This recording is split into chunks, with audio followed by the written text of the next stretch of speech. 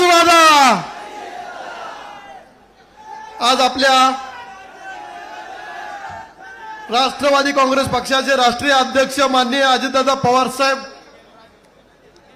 यांच्या नेतृत्वाखाली जनसन्मान यात्रेचं पूर्ण महाराष्ट्रावर लाडक्या बहिणीच्या स्वागतासाठी सन्मानासाठी आणि माहिती देण्यासाठी सर्व ठिकाणी फिरत आहेत। त्याच्यातील एक भाग म्हणून आज आपल्या मोहोळ शहरामध्ये मोहोळ विधानसभा मतदारसंघाची जनसन्मान यात्रा या आपल्या मोहोळ शहरामध्ये पोहोचलेली आहे। मी आपल्याला सांगतो एक सक्षमतेचं सर्वांना बरोबर घेऊन जाणारं नेतृत्व, सर्व जाती धर्माला बरोबर घेऊन जाणारं नेतृत्व, या नेतृत्वाच्या विचार ऐकण्यासाठी आपण सर्वजण या ठिकाणी उपस्थित राहिलेलो आहे। आणि या कार्यक्रमासाठी दादांबरोबर आपल्या राष्ट्रवादी काँग्रेस पक्षाचे खासदार व राष्ट्रवादी काँग्रेस पक्षाचे प्रदेश अध्यक्ष माननीय तटकरे साहेब, राष्ट्रवादी काँग्रेस पक्षाच्या महिला अध्यक्षा व महिला अध्यक्ष रुपाली चाकणकर व माजी आमदार राजनजी पाटील मालक, विक्रांतराजे पाटील, अजिंक्यराणा पाटील, प्रकाशभाऊ चौरे व सर्व व्यासपीठावरील मान्यवर आणि समोर बसलेले सर्व मतदार बंधू या सर्वांच्या उपस्थितीमध्ये हा कार्यक्रम पार पडत आहे। मी आपल्याला आपल्या मतदारसंघासाठी दादांनी काय काय दिलं हे मी वाचून दाखवत आहोत, कारण दादांच्या नेतृत्वाखाली दादा महाविकास आघाडी सरकारच्या काळात उपमुख्यमंत्री होते, महायुतीच्या काळामध्ये सुद्धा उपमुख्यमंत्री आणि अर्थमंत्री नियोजन मंत्री आहेत।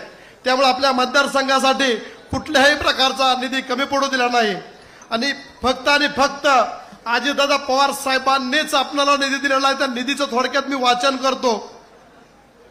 आपल्याला सार्वजनिक बांधकाम विभागामार्फत 1049 कोटी आणि 45,65,000 रुपयाचा निधी दिलेला आहे। त्याच्यामध्ये प्रामुख्याने 2-3 कामं सांगतो। मोहोळ प्रशासकीय इमारतीसाठी 25 कोटी 14 लाख रुपये, मोहोळ वैराग रस्ता म्हणजे बेगमपूर पासून मोहोळ आणि मोहोळ ते वैराग या रस्त्यासाठी 415 कोटी रुपये, पाठीमागील 25 ते 30 वर्षापासून जी सतत मागणी असणारा कुरुल ते पंढरपूर रस्ता हा दादांनी एडीबी मधून आपल्याला 271 कोटी दिला। अशी वेगवेगळी कामं 1049 आणि 49 कोटी आणि 45 लाख दिली। ग्रामविकास विभागामार्फत मुख्यमंत्री ग्राम सडक योजनेमधून 181 कोटी रुपये, प्रधानमंत्री ग्राम सडक योजनेतून 38 कोटी रुपये, 25-15 मधून 44 कोटी रुपये, 30-54 आणि 50-54 मधून 35 कोटी रुपये, ग्रामीण तीर्थक्षेत्र योजनेमधून 14 कोटी रुपये, अशा पद्धतीने 328 कोटी रुपये दिला आहे। सर्वात महत्वाचं या मोहोळ शहरासाठी दादा पाठीमागील 15 वर्षापासून काही वाढीव भागाला कधीही पाणी मिळत नव्हतं। या मोहोळ शहरात सुद्धा 4-4, 5-5 दिवस पाणी दिले जात नसायचं आणि कायमस्वरूपी नगरसेवक किंवा पक्षामार्फत नगरपालिकेमार्फत पाणी पुरवठा केला जायचा। एक चांगल्या प्रकारची योजना तुम्ही दादा मंत्रालयामध्ये महाविकास आघाडी सरकार असताना त्या योजनेला पाणी पुरवठ्याच्या आष्टी या उपसा सिंचन आष्टी तलावामधून मोहोळला पाणी पुरवठा करण्याच्या उद्देशाने 27 कोटी रुपयाची आपण 2021-22 मध्ये तत्वता मान्यता दिली होती, परंतु प्रत्यक्ष विरोधामध्ये आपण 1 वर्ष बसल्यानंतर ती योजना प्रलंबित राहिली। पण पुन्हा दादा ज्यावेळेस महायुती सरकारमध्ये उपमुख्यमंत्री झाल्यानंतर 1 महिन्याच्या आत त्या योजनेची पुन्हा मीटिंग घेऊन त्या योजनेला 44 कोटी आणि 65 लाख रुपये जवळजवळ 45 कोटी रुपयाचा निधी दिला गेला। दादा त्या योजनेचं टेंडर झालं, प्रत्यक्ष काम चालू आहे। त्याच्यामध्ये जवळजवळ 15 किलोमीटरची रायझिंग मेन झाली, 35 किलोमीटरची डिस्ट्रीब्युशन योजना झाली, इंटेक झालेलं आहे। त्यानंतर महत्वाकांक्षी योजनेमध्ये आपल्या या भगिनींसाठी किंवा लहान मुलांसाठी जसं पाण्याबरोबरच त्या पाण्याचं मलनिसरण होणं गरजेचं आहे, पाण्याची विल्हेवाट लावणे गरजेचं आहे। लहान मुलांना आजार होतात, महिला भगिनींना आजार होतात, डेंग्यूची साथ असेल, इतर डासांमुळे होतात, म्हणून दादांनी पाठीमागील कालावधीमध्ये मंत्रालयामधून मीटिंग लावून या योजनेला 130 कोटी रुपयाचा निधी दिला। ती टेंडर झालं, मंजूर झालं आणि हा कार्यक्रम संपल्यानंतर दादांच्या हस्ते आपण त्याचं भूमिपूजनही करणार आहोत। या मोहोळ शहरासाठी आजपर्यंत कुणी काही दिलं नाही, तेवढी निधी आपणाला अजितदादांच्या माध्यमातून दिला गेला। त्याच्यानंतर जलसंपदा विभागामध्ये सुद्धा 95 साली आष्टी उपसा सिंचन योजना आणि शिरापूर उपसा सिंचन योजना होती। ही 95 ला मंजूर झाली, परंतु संत गतीने चालले होते। ज्यावेळी 2019 ला दादा अर्थमंत्री झाल्यानंतर 28 डिसेंबर 2019 रोजी VIP सर्किट हाऊसला दादांनी कालवा सल्लागार समितीची बैठक ठेवली होती। त्या बैठकीमध्ये दादांना विनंती केली, दादा 95 साली आपल्याला उपसा सिंचन आष्टी उपसा सिंचन शिरापूर उपसा सिंचन योजना दिल्या, परंतु निधी अभावी त्या योजना प्रलंबित आहेत। तर दादांनी तात्काळ त्यावेळेसचे ईडी अन्सारी साहेब होते, त्यांना सांगितलं दोन्ही योजनेला यशवंताला 50-50 कोटी रुपयाचा निधी द्या। त्यावेळेस राजन पाटील मालकांनी मी आग्रहाची विनंती केली होती आणि दादांनी तात्काळ त्यावेळेस कोविडची साथ चालू असताना सुद्धा त्या योजनेला 70 कोटी रुपये दिला आणि पाठीमागील 3-4 बजेटमध्ये या योजनेला दोन्ही योजनेला 250 कोटी रुपयाचा निधी दिला। आणि दादा खऱ्या अर्थाने आपल्याला सांगतो, आपल्या काळामध्ये शेतकऱ्यांच्या दृष्टीने 50,000 एकर क्षेत्र म्हणजे आष्टी उपसा सिंचन योजना आणि शिरापूर उपसा सिंचन योजनेमधून 25-25 हजार क्षेत्र ओलिताखाली येत आहे, काही क्षेत्र ओलिताखाली येत आहे आणि 2025च्या मार्च पर्यंत या दोन्ही योजना पूर्ण क्षमतेने कार्यान्वित होणार आहे। म्हणजे बघा, दादा सत्तेत बसल्यानंतर दादाच्या नेतृत्वाखाली काम करत असताना आपल्या मतदारसंघामध्ये कशा प्रकारचा विकास होत आहे हे तुम्हाला मी सांगत आहे। कारण या योजना जर 1995 पासून 2019 पर्यंत 100 कोटी निधी मिळाला होता, परंतु दादाच्या नेतृत्वाखाली फार चांगल्या प्रकारचा निधी होऊन आपल्या शेतकऱ्यांच्या शेतीला पाणी मिळण्याचं काम होत आहे। बरेच वर्ष आपल्या या मोहोळ शहरामध्ये क्रीडांगण नव्हतं, क्रीडा संकुल नव्हतं। दादांनी बैठक लावली, संजय बनसोडे यांना सांगितल्यानंतर तात्काळ आपल्या जागेची उपलब्धता मिळाल्यानंतर 5 कोटी रुपयाचा क्रीडा संकुलाचा मान्यता दिली। 31 तारखेपर्यंत त्याची टेंडर प्रक्रिया संपते आणि या मोहोळ शहराला एक सुसज्ज असं क्रीडा संकुल मिळत आहे। परंतु दादांना मी मागणी केली, 5 कोटीमध्ये क्रीडा संकुल पूर्ण क्षमतेने होत नाही। दादांनी पुन्हा रिवाइज इस्टिमेट करायला लावलं आणि 30 कोटीचं इस्टिमेट झालेलं आहे। दादांकडे कॅबिनेटच्या मंजुरीसाठी बारामतीच्या प्रपोजल बरोबर आपलं मोहोळचंही प्रपोजल आहे, त्यामुळे त्या योजनेला नक्कीच वाढीव 25 कोटी मिळतील, मी असे आपल्याला आशा देतो। त्याच्यानंतर आपल्याला जलसंधारण विभागामार्फत 101 कोटी रुपये निधी मिळाला। अल्पसंख्याक जे आपल्या मुस्लिम बांधव आहेत, खऱ्या अर्थाने महायुतीमध्ये सरकारमध्ये राहून सुद्धा मुस्लिम बांधवांना चांगल्या प्रकारची सोय देण्याच्या हिशोबाने, निधी देण्याच्या हिशोबाने कब्रस्तान असतील किंवा त्यांचे नमाज पठणचे क्षेत्र असतील, या ठिकाणी वेगवेगळ्या पद्धतीने निधी देण्याचं काम करतात। यावर्षी दादांनी आपल्याला अगोदर 1 कोटी आणि नंतर 3 कोटी असा 4 कोटीचा निधी दिला।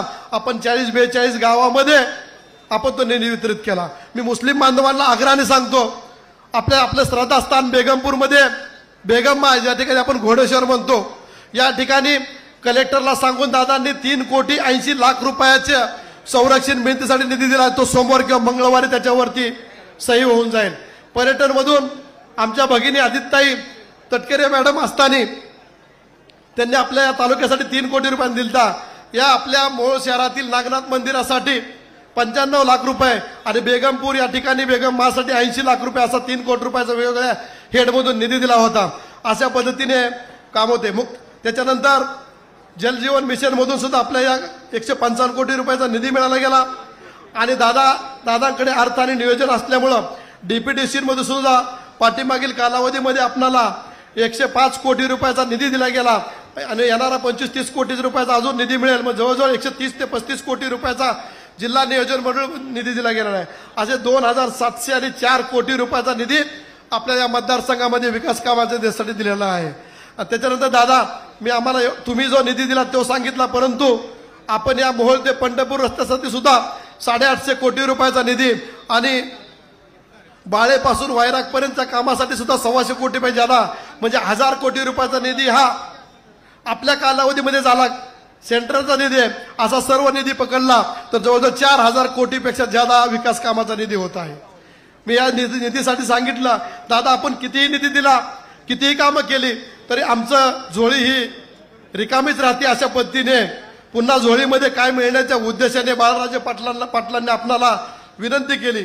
सर्वात महत्त्वाकांक्षी योजना म्हणजे या ज्या अण्णा या नावाने आपण संबोधतो, बाबुरावजी पाटील अण्णा यांची एक महत्वाकांक्षी योजना होती की त्यांच्या परिसरातील 10 गावांना शेतीसाठी आणि पिण्यासाठी तलावामध्ये सोडण्यासाठी पाणी मिळालं पाहिजे।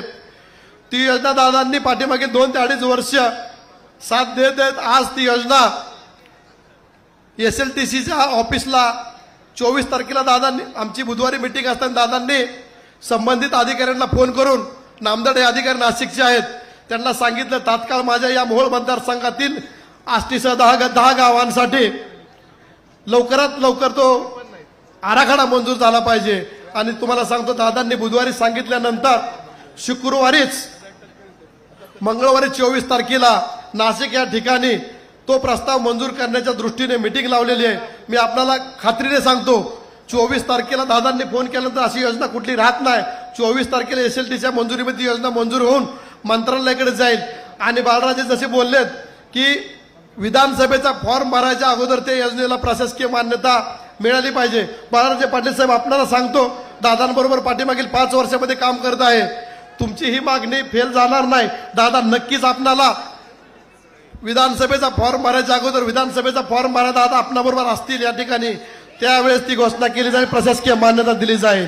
त्यानंतर एक 15 दिवसापूर्वी दादांना मागणी केल्यानंतर मोहोळचा आमदार या नात्याने, माढ्याचा आमदार म्हणून बबनदादा, करमाळ्याचे आमदार म्हणून संजय मामा, आमचे आजबे काका, राजेश पाटील आणि राजूभाई आमच्या राष्ट्रवादी काँग्रेस पक्षाच्या आमदारांची जलसंपदा विभागाची बैठक लावून सीना नदीवरती बोपले आणि शिरापूर बंधाऱ्यासह भीमा नदीवरती आपल्या महत्वाचा बॅरेज म्हणजे आपला तो पुळूजचा बॅरेज आणि वरती अर्जुनसंडा असेल, माचुनार असेल, या सर्व 6 बॅरेजची सर्वे करण्याची दादांनी आदेश दिले। येणाऱ्या कालावधीमध्ये सर्वे होतील अशी मी अपेक्षा व्यक्त करतो। आणि सर्वात महत्वाची योजना म्हणजे आपले कादे परिवाराचे सुशांत बाप्पा आपल्यामध्ये नाही आहेत, ते आपल्याला सोडून गेले, परंतु त्यांनी सांगितले होते, त्यांनी एक पाणी परिषद भरली होती मोहोळ मतदारसंघातील सीना भागावरती हा जोड कालवा। दादा आपण यासाठी मीटिंग लावली होती, तत्वता मान्यतेसाठी सांगितलं होतं, परंतु त्या ठिकाणी ऊर्जेचा म्हणजे योजना चालवण्यासाठी ऊर्जा म्हणजे लाईटचा कसा पेमेंट भरणार आणि पाणी आरक्षण म्हणजे पाण्याची उपलब्धता, या 2 गोष्टीसाठी ती योजना प्रलंबित आहे। परंतु दादा नक्कीच ती ही योजना आपल्या मार्गी लावतील अशी मी अपेक्षा व्यक्त करतो। जास्त बोलणार नाहीत, दादा आपल्याला मार्गदर्शन करणारे तटकरे साहेब आहेत, परंतु मी आपल्याला एक सांगतो की दादांनी जो निर्णय घेतल्यानंतर मोहोळ विधानसभा मतदारसंघामध्ये 2000 कोटीपेक्षा जादा निधी या ठिकाणी आणला गेला। दादा तुमच्यासारखे एक नेतृत्व महाराष्ट्राला मिळालेलं आहे। 2024च्या विधानसभेमध्ये नक्कीच राष्ट्रवादी काँग्रेस पक्षाला जास्तीत जास्त उमेदवार निवडून येतील आणि आम्हाला पुन्हा या मोहोळ नगरीमध्ये नागनाथाच्या पावनभूमीमध्ये तुम्हाला मुख्यमंत्री म्हणून आम्हाला पाहायचं आहे आणि जनता नक्कीच आपल्याला आशीर्वाद देईल। तटकरे साहेब तुम्हाला एकच विनंती करतो, तुम्ही शिस्तप्रिय अध्यक्ष आहात, बाजूला राष्ट्रीय अध्यक्ष आहेत, तुम्ही एक दोन्ही शिस्तीने काम करणार आहे।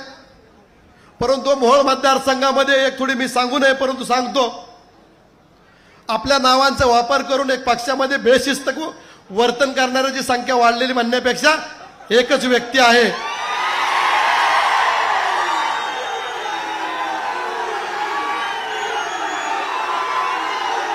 राष्ट्रवादी काँग्रेस पक्षाचा आमदार म्हणून आपल्याला विनंती करतो, या मतदारसंघाचा राष्ट्रवादी काँग्रेस पक्षाचा आपण दिलेला उमेदवार फार चांगल्या मताने निवडून येणार आहे। म्हणून विरोधकांबरोबर संधान साधून राजन पाटील मालक व माझ्यावरती मुलांवरती वेगवेगळ्या प्रकारचे आरोप केले जातात, खालच्या पातळीवर भाषा वापरली जाते।